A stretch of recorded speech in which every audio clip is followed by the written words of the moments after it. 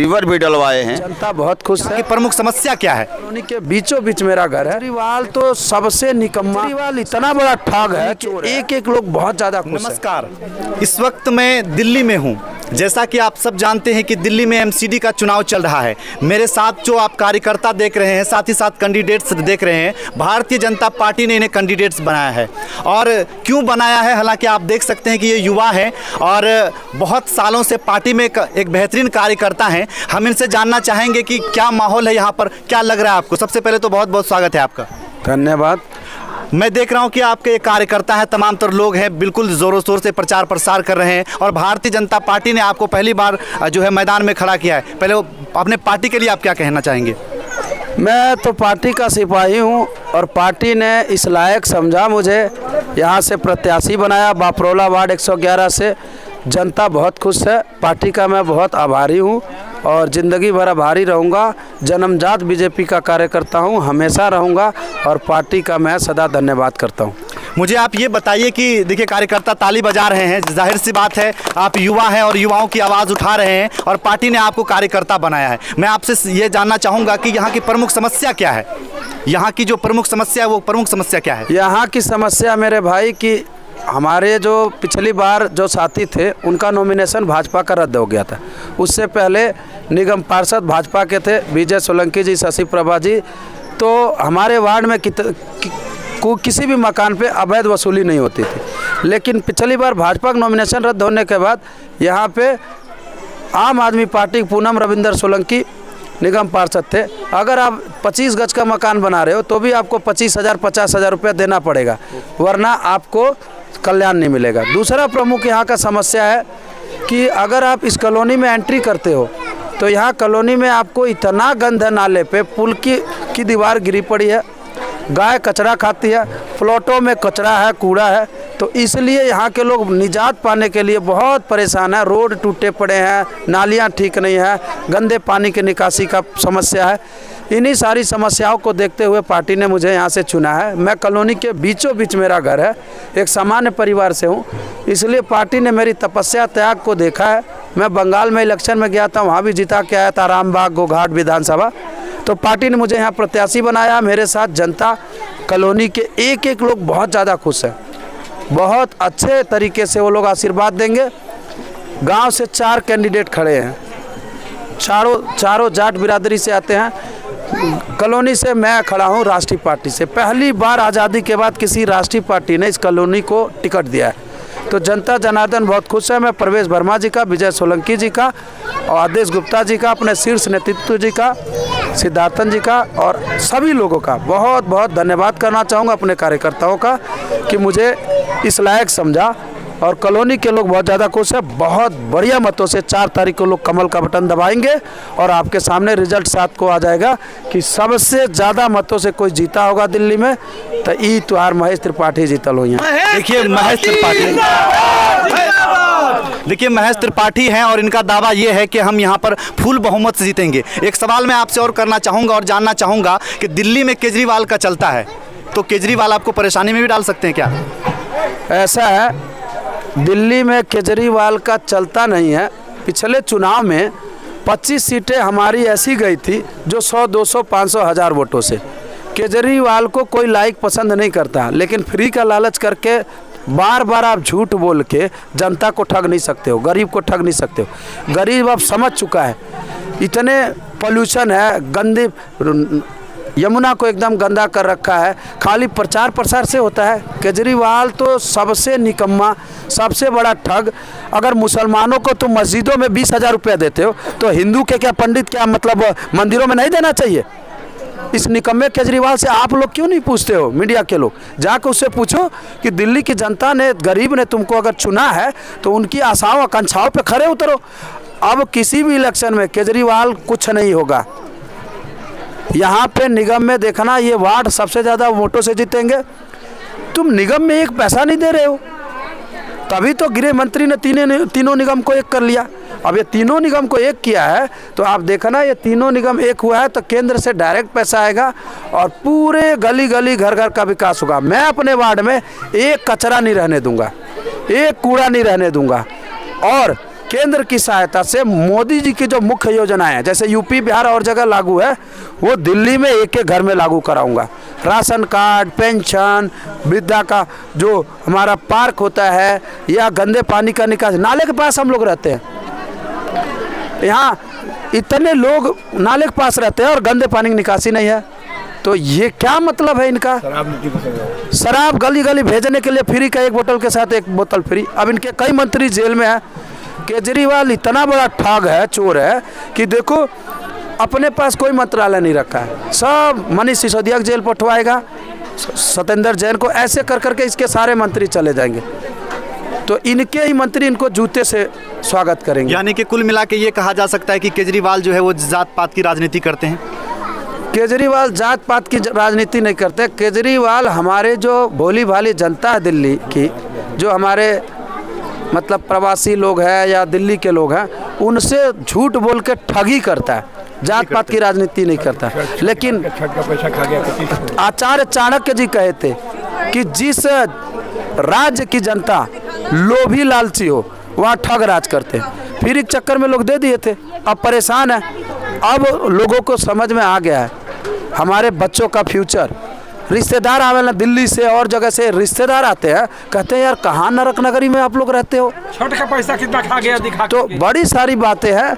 ये झूठे मक्कार केजरीवाल का रिजल्ट आपके सामने आएगा। भारतीय जनता पार्टी का सरकार निगम में बनेगा और बहुत सुंदर तरीके से दिल्ली का विकास होगा।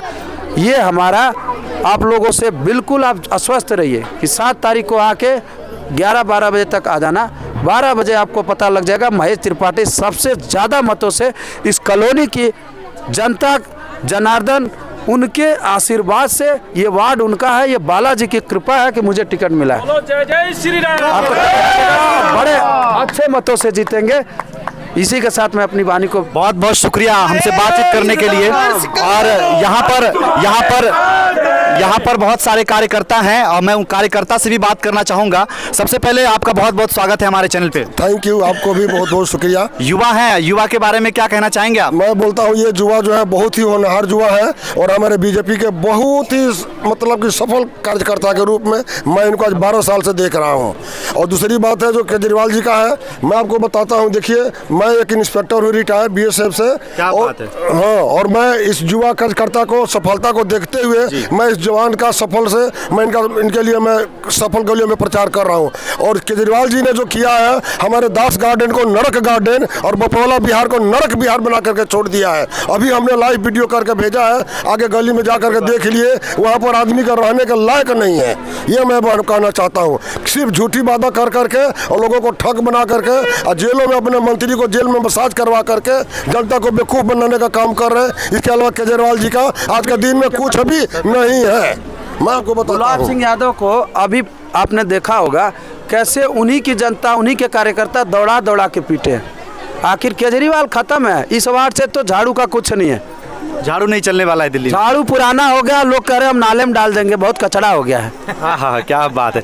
देखिए यहाँ पर बहुत सारे कार्यकर्ता हैं, युवा हैं, सारे महिलाएं भी यहाँ पर उपस्थित है। इनसे भी हम बात करेंगे और जानना चाहेंगे कि यहाँ का क्या माहौल है। हालांकि बहुत लोग इनका सपोर्ट कर रहे हैं, ताली बजा रहे हैं, युवा है और भारत की नंबर 1 पार्टी बीजेपी पार्टी है।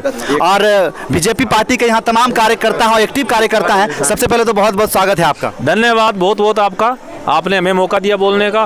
केजरीवाल देश का सबसे बड़ा ठग है, ये पूरा देश जानता है। और केजरीवाल की झाड़ू की तिल्ली सारी निकल चुकी है। अब केजरीवाल ने वादे पे वादा, झूठ पे झूठ, झूठ पे झूठ, बहला फुसला करके दिल्ली में जो राज करना था वो कर लिया है। अब केजरीवाल का यहाँ से इस्तीफा हो चुका है, पूरे देश से इसका सफाया हो चुका है। इसने राजनीति करी है, एक दूसरे को भिड़ाया है, लड़ाई झगड़े दंगा प्रसाद।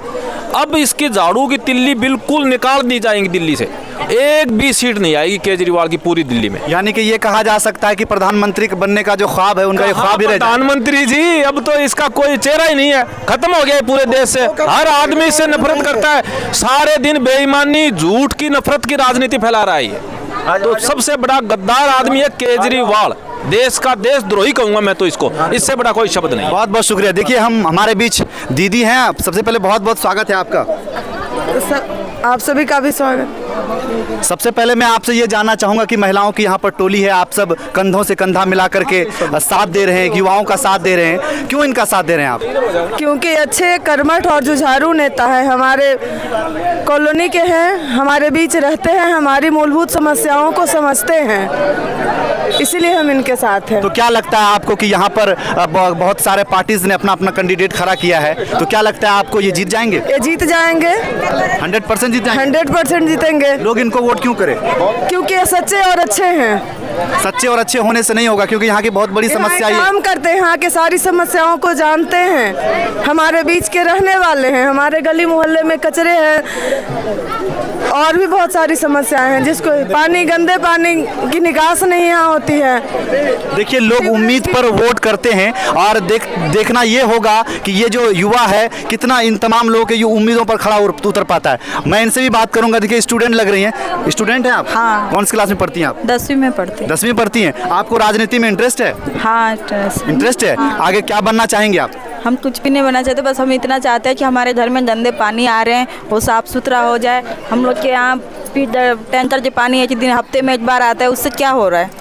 घर घर में पीने वाला पानी भी नहीं है और जो नाली भी साफ़ सुथरा नहीं है। नाली पूरा बाहर गंदे गंदे हो रहे, कचरे इधर उधर, पूरे घर में साफ़ सुथरा नहीं है। सेवा में हम लोग तो कुछ भी सुविधा नहीं मिल रहा है। हमें सुविधा चाहिए, हमें इतना सुविधा चाहिए कि पूरा गली साफ़ मिले। कचरा नाले पे फेंक रहे हैं, वो भी बदबू हम लोग तो आ रही है। कहीं दूर जाके कचरा फेंकना चाहिए, तो गली गली में जो आ रहा था कचरे वाला वो भी बंद है।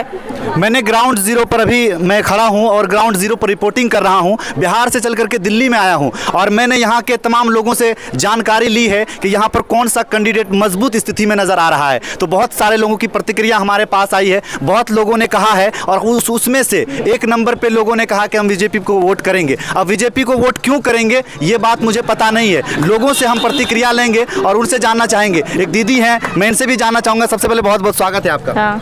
क्या करती हैं दीदी आप? कुछ नहीं, घर में रहती हूँ। मतलब हाउस वाइफ हैं? हाँ। बेरोजगार हैं? हाँ, पढ़ी लिखी हैं आप? नहीं पढ़ी लिखी हैं। अच्छा, आपके कितने बच्चे हैं दीदी?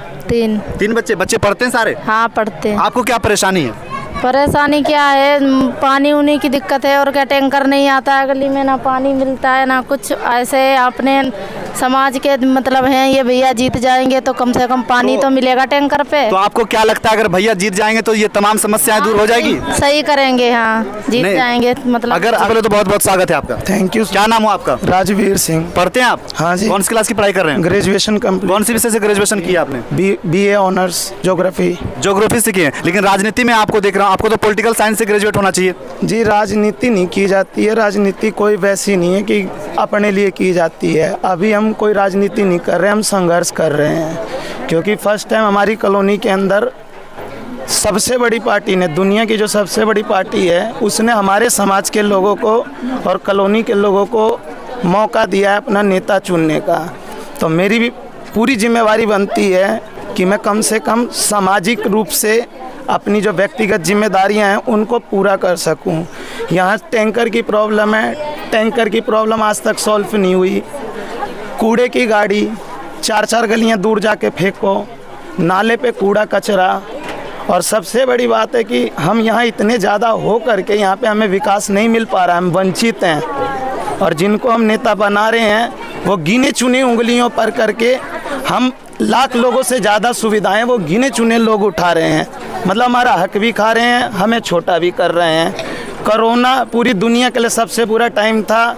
हमारा कोई भी सिटिंग नेता मेरे घर पर्सनली नहीं आया था कोरोना में, ये आए थे। मेरे बुरे समय में जो खड़ा है मैं उसके लिए बिल्कुल लगा रहूँगा। मैं ठीक है सर।